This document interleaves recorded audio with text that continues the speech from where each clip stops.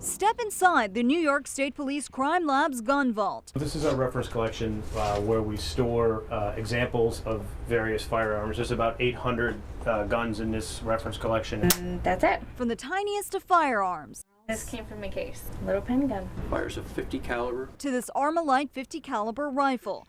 Did you want to hold this one? So massive, I needed to find out for myself just how heavy it was. We try to have a little bit of everything because we never know what we're going to encounter in casework.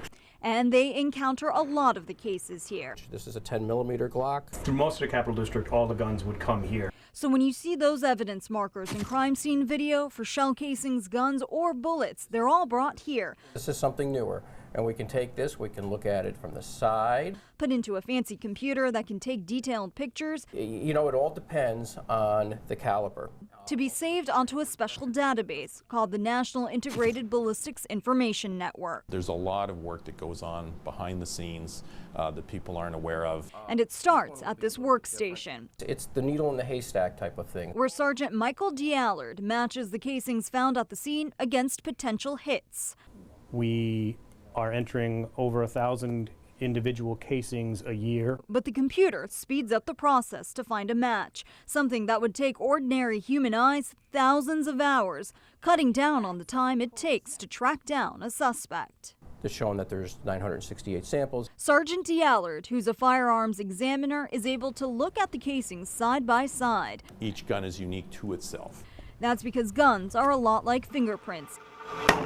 Each time a bullet is fired, the shell casings leave behind crucial clues for investigators to connect the dots. Also, our firing pin impression, which is this area right here, is very, very similar.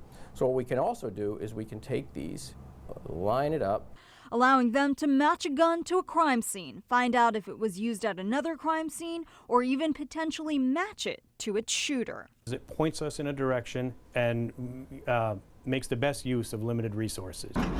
And remember, this gun vault, even if investigators don't have access to the gun from the scene, they probably have a reference model somewhere on these shelves, which lets them find out what kind of grooves and ridges the gun would create on the shell casings when fired.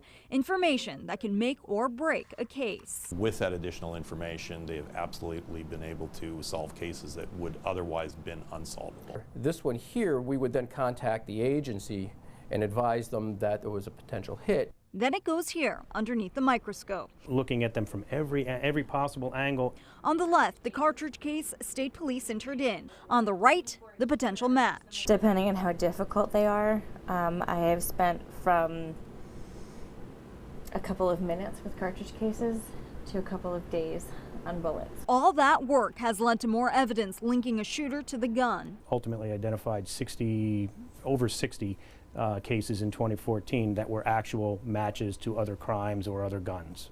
Would you say this speeds up the investigation? Oh, absolutely. A NIBIN hit is a tremendous lead for an investigator out in the field.